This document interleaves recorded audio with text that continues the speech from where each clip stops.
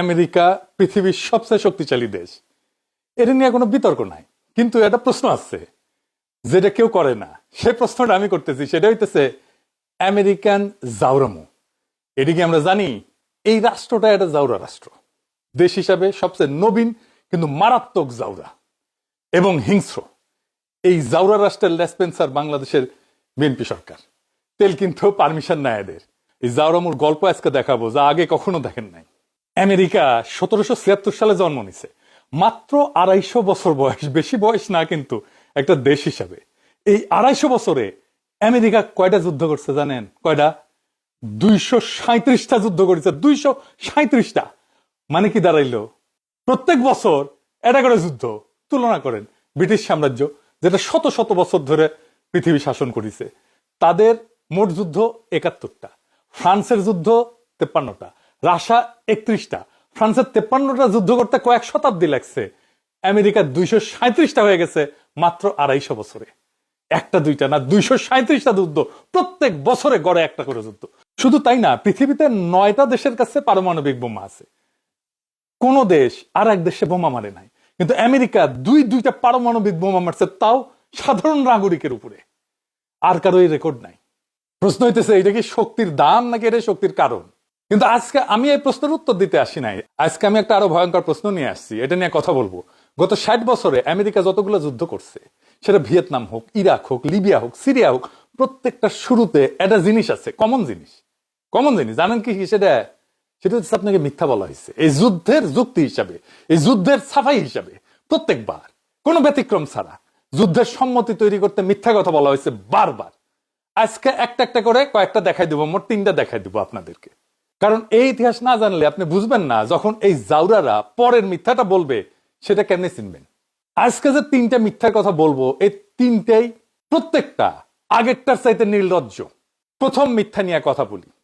Vietnam যুদ্ধ 1964 সাল August মাস, American সরকার ঘোষণা করলো টনকিন উপসাগরে উত্তর ভিয়েতনামের নৌবাহিনী আমেরিকান যুদ্ধজাহাজ আক্রমণ করছে।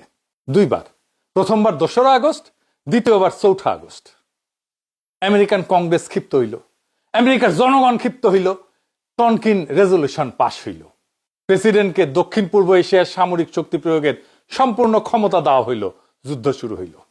আর তারপর 58,000 আমেরিকান সৈন্য মারা গেল, লক্ষ লক্ষ ভিয়েতনামি মারা গেল, সাধারণ মানুষ মারা গেল।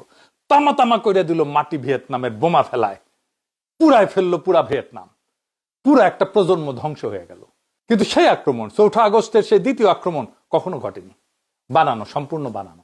পরে পেন্টাগন পেপারসে ফাঁস হলো, জানা গেল পুরাটা মিথ্যা ছিল। ওই সময় আমেরিকান প্রতিরক্ষা মন্ত্রী ছিল রবার্ট ম্যাকনামারা। সে নিজে স্বীকার করছে 2003 সালে একটা ডকুমেন্টারিতে।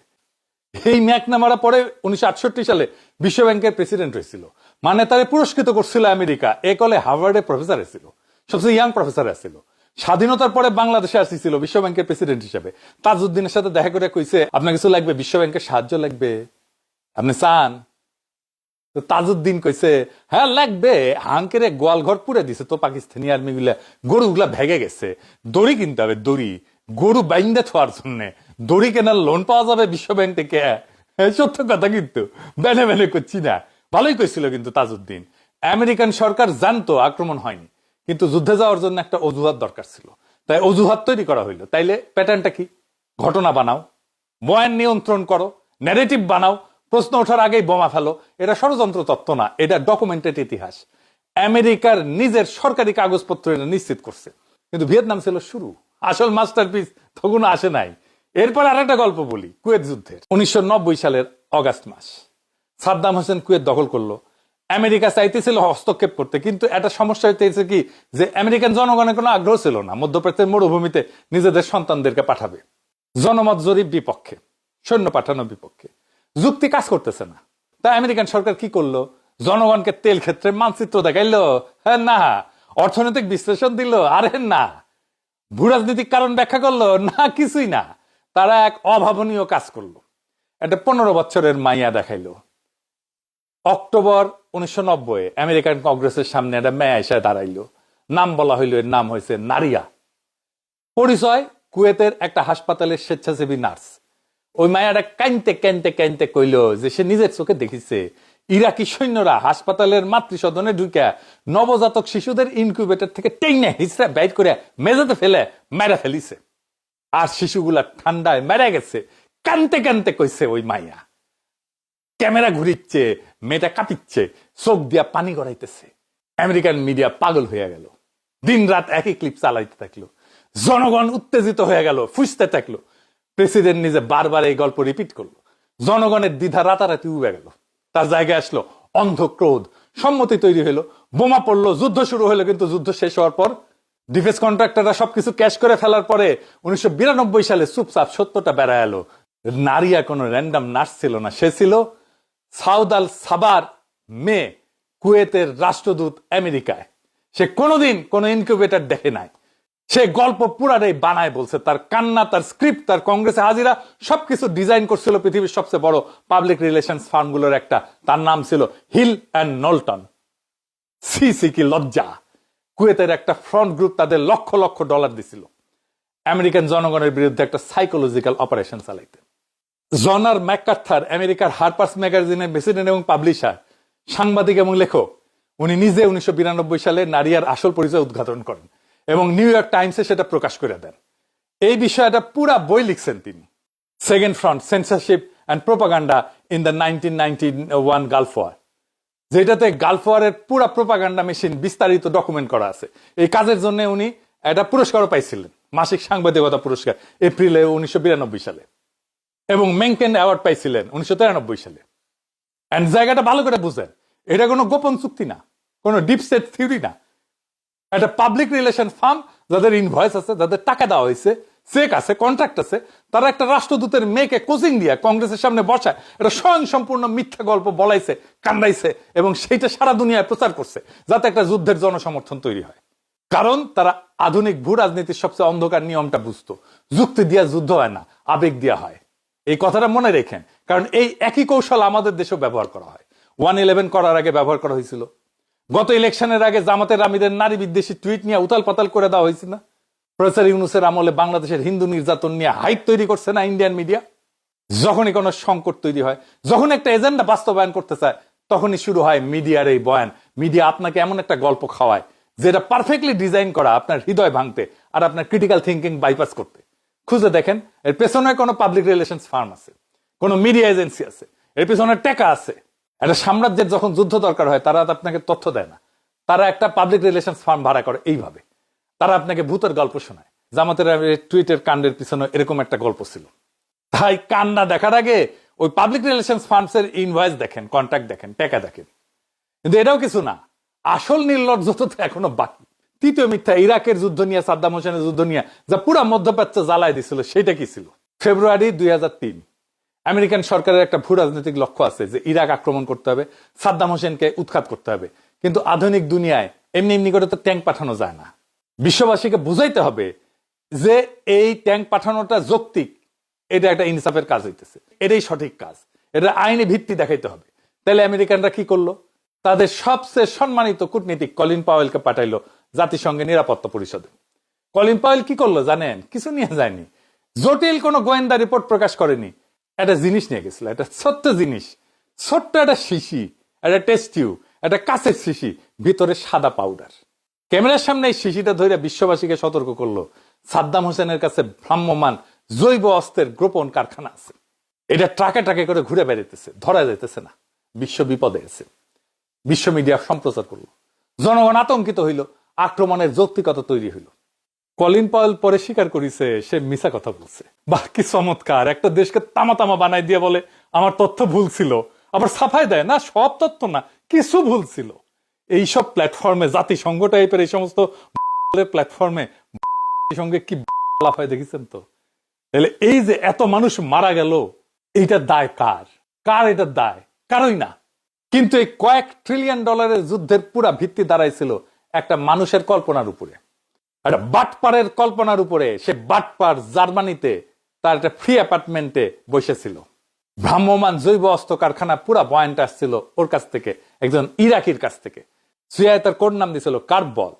আমেরিকান জনগণকে বোঝানো হয়েছিল যে এই লোক একজন উচ্চপদস্থ বিজ্ঞানী, জীবনের ঝুঁকি নিয়ে রাষ্ট্রীয় গোপনীয়তা ফাঁস করতেছে। কিন্তু বাস্তবতা কি ছিল? ডক্টর আসল নাম ছিল রাফিদ আহমেদ আলওয়ান, ইঞ্জিনিয়ারিং স্কুলের ড্রপ আউট এবং বাটপাড়ির দায়ে সাজাপ্রাপ্ত। আমাদের ওয়াকারের প্রতিপালকের মতো আর কি, যে আসলে একজন মাফিয়ার বিজনেস পার্টনার ছিল। তার সাথে বখরা নিয়ে ঝামেলা হয়, সবকিছু ফাঁস করে দিয়ে আল জাজিরা অনুসন্ধানী সাংবাদিক সাজিছে। ওয়াকারের প্রতিপালক যেমন হাঙ্গেরি থেকে লন্ডনে পলাইছিল, ঠিক তেমনি ওই রাফিদ ইরাক থেকে জার্মানিতে পলায় আসছে আশ্রয় আসায়, অ্যাসাইলামের আশায়। তা এখন ডিপোর্ট হওয়ার ভয় আছে, তো নিজেকে দরকারি বানাইতে হবে, তো তাই গল্প ফাটতে শুরু করলো। ময়লা কাগজের উপরে জৈব অস্ত্র বানানোর ট্রাকের ভুয়া ডায়াগ্রাম আঁকলো। পুরাটা নিজের মাথা থেকে আসছে, গাঞ্জা খেয়ে আঁকাইছে ওগুলা। কোনো ট্রাক নাই, কোনো কারখানা নাই, কোনো অস্ত্র নাই, শূন্য থেকে সৃষ্টি করেছে। ভয়ঙ্কর ঘটনা। গোয়েন্দা সংস্থাগুলো কিন্তু জানতো যে লোকটা মিথ্যা কথা কইতেছে। জার্মান গোয়েন্দারা আমেরিকানকে সতর্ক করছিল যে এই লোক একটা বাটপার, বকওয়াজ, ভুয়া, মানসিকভাবে অস্থির। সিআইএ এর ইউরোপিয়ান ডিভিশনের যে চিফ ছিল ওই সময়, সে মরিয়া হয়ে মেমো পাঠাইছিল হেড অফিসে ওয়াশিংটনে যে এই সোর্স অবিশ্বাসযোগ্য। কিন্তু ওয়াশিংটনের তো রাজনীতিবিদদের সত্যের দরকার ছিল না, তাদের দরকার ছিল একটা স্ক্রিপ্ট যেটা তাদের বয়ানকে সাপোর্ট করবে। তারা বাটপাড়ের কাগজে একা ভুয়া ডায়াগ্রাম নিল, গ্রাফিক ডিজাইনকে দিল, সেগুলোকে আরো ভয়ঙ্কর দেখাইতে হাই রেজলিউশন বানাইতে 3D কম্পিউটার মডেলে বানাইলো, রূপান্তরিত করলো সিজি মডেলে, আর বিশ্ববাসীর সামনে প্রচার করলো অকাট্য প্রমাণ হিসাবে। এভাবে একটা সাম্রাজ্য আসলে কাজ করে। তারা পরিসংখ্যান দিয়ে মিথ্যা বলে না, তারা একটা কাছের একটা সিজিআই রেন্ডারিং দিয়ে মিথ্যা বলে, কারণ তারা জানে মানুষ ভয় চোখ দিয়ে প্রসেস করে, মাথা দিয়ে করে না। আরো মিছা কথা ছিল, টাইম ম্যাগাজিনে এই নিয়ে প্রচ্ছদ প্রতিবেদন করেছিল। এই কাভারটা টাইম ম্যাগাজিন জুলাই 21, 2003 এনে বুশ স্টেট অফ দ্য ইউনিয়নে ভাষণ দিতেছে। আর্টিকেলের মূল বিষয় হইতেছে 16টা শব্দ মাত্র। হ্যাঁ, সে বুশ ভাষণে কইছিল এই যে ইংরেজি যেহেতু কইছে তাহলে ঠিকই কইছে, তাই না? কইছে যে ব্রিটিশ সরকার জানতে পারছে যে সাদ্দাম হোসেন উল্লেখযোগ্য পরিমাণ ইউরেনিয়াম সংগ্রহ করছে আফ্রিকা থেকে। এই 16টা শব্দ ইরাক যুদ্ধের অন্যতম প্রধান যৌক্তিকতা হিসেবে ব্যবহৃত হয়েছিল সেই সময়। ওইটার পাশাপাশি টাইম ম্যাগাজিন প্রশ্ন করছিল যে একটা মিথ্যা কি সত্যি মিথ্যা যদি বক্তা না জানে যে সে অসত্য বলতেছে? কারণ বলতে চাচ্ছে যে বুশ আসলে তো জানেই না যে এটা অসত্য। হোয়াইট হাউস তখন স্বীকার করে নিছিল যে বুশের দাবিটা মিথ্যা ছিল। এই মিথ্যার ফলাফল কি? ফলাফল $2 ট্রিলিয়ন খরচ, 2 লাখের বেশি ইরাকি বেসামরিক মানুষ নিহত, পুরা মধ্যপ্রাচ্য অস্থিতিশীল, আর চূড়ান্ত পরিহাস, মধ্যপ্রাচ্যের সম্পূর্ণ ভূরাজনৈতিক ব্যালেন্স নষ্ট হয়ে গেল। তাহলে প্যাটার্নটা কি? 3টে যুদ্ধ, 3টে মিথ্যা, একই ফর্মুলা। ভিয়েতনাম একটা আক্রমণ বানাও যেটা কখনো ঘটেনি, বয়ান নিয়ন্ত্রণ করো, ন্যারেটিভ বানাও, প্রশ্ন ওঠার আগে বোমা ফেলো। কুয়েত একটা মেয়েকে কান্দাও, আবেগ দিয়ে যুক্তি বাইপাস করো, কান্না শুকানোর আগে যুদ্ধ শুরু করে দাও। ইরাক একটা শিশি ধরো, ইউরেনিয়ামের ভয় দেখাও। ইরানে একই কাজ করলো ট্রাম্প, ভয় যাচাই হওয়ার আগেই ট্যাঙ্ক পাঠায় দাও, বোমা ফেলাও, ঘটনা বানাও, বয়ান নিয়ন্ত্রণ করো, প্রশ্ন ওঠার আগে যুদ্ধ শুরু করো। এটাই ফর্মুলা। 60 বছর ধরে এই একই ফর্মুলা, শুধু স্ক্রিপ্টটা বদলায়। কখনো টানকিন উপসাগরের রাডারের ব্লিপ, কখনো 15 বছরের মেয়ের কান্না, কখনো কাছের শিশিতে ধরা সাদা পাউডার। এই ফর্মুলা শুধু মধ্যপ্রাচ্যে কাজ করে না, এটা যে কোনো দেশে কাজ করে, যেখানে জনগণ আবেগ দিয়ে সিদ্ধান্ত নেয়, তথ্য দিয়ে না। আমাদের দেশেও যখন কোনো সংকট আসে, মিডিয়া যখন রাতারাতি একটা বয়ান তৈরি করে, ন্যারেটিভ তৈরি করে, যেটা perfectly package, perfectly timed, perfectly emotional, তখন একটু আমাদের থামা দরকার, জিজ্ঞেস করা দরকার যে বয়ানের পেছনে কে, কার টাকা, কার স্বার্থ। রাজনীতিবিদকে দেখবেন না, তার মিডিয়া দেখেন, ওই পার্টির ওই দলের মিডিয়া দেখেন, ন্যারেটিভকে, ওর মুখকে, ওর ফেসকে। যেমন আমি ইন্ডিয়ারে দেখি না, আমি ইন্ডিয়ার কথা শুনতে হলে ফন্দের আলো আর দিল্লি স্টার দেখি। ঠিক এইভাবে বিএনপিকে দেখার দরকার নাই, মানব জমিনকে দেখবেন। এইভাবে তার বয়ান তৈরির কারখানা দেখবেন, কান্না দেখেন না। পাবলিক রিলেশন ফার্মের ইনভয়েস দেখেন, শিশি দেখেন না, শিশির পেছনে গ্রাফিক ডিজাইনারকে দেখেন। কারণ সাম্রাজ্য যখন নীতি নির্ধারণ করে তখন তারা গোয়েন্দা তথ্যের জন্য বসে থাকে না, তারা আগে নীতি ঠিক করে, তারপরে সেই নীতির সাথে মিলায় গোয়েন্দা তথ্য বানায়। এটাই সত্য, যেটা কেউ বলতে চায় না। আসলে ভিয়েতনাম যুদ্ধ নিয়ে মিথ্যাচার, ইরাক যুদ্ধ নিয়ে মিথ্যাচার, কুয়েত যুদ্ধ নিয়ে মিথ্যাচার নিয়ে আগে জানছেন? জানেন নাই, কারণ কেউ আলাপ করে না। এমনকি বামপন্থীরা যারা মার্কিন সাম্রাজ্যবাদের বিরুদ্ধে ধ্বংসগ্নিপাত যাক বলে, তারা লড়াই করার আওয়াজ দেয়, কিন্তু তারা এই ন্যারেটিভ ভাঙে না, কখনোই না। কারণ এই আমেরিকানরাই সারা দুনিয়ার মিডিয়া ন্যারেটিভ নির্মাণ করে। এই সত্যগুলো আমরা ছাড়া মূলধারার মিডিয়ার কেউ বলবে না। এইভাবে সত্য উন্মোচন করে দেওয়া হবে বিকল্প মিডিয়ায়, সোশ্যাল মিডিয়ায়, আমাদের মিডিয়ায়। এটাই আমাদের কর্তব্য। আমরা জানাবো প্রমাণ দিয়ে একে একে এই সমস্ত শয়তানিগুলা, তথ্য প্রমাণ শেয়ার করব সোশ্যাল মিডিয়ায়। তাহলেই আমরা ধীরে ধীরে পাল্টা ন্যারেটিভ তৈরি করতে পারবো, জনগণকে বুঝাইতে পারবো যে সত্যকে আমাদের কাছ থেকে লুকায় রাখা হয়েছে, সেই তথ্য খুঁজে বের করে মানুষের মাঝে ছড়াই দেওয়াটাও আমাদের একটা বিপ্লবী কাজ। সে কাজ থেকে আমরা বিচ্যুত হব না। এই ভিডিও দেখা শেষ করলে মেহেরবানি করে শেয়ার করবেন, আপনার পরিবার আপনার বন্ধুদের সাথে হোয়াটসঅ্যাপে হোক মেসেঞ্জারে হোক ফেসবুকে হোক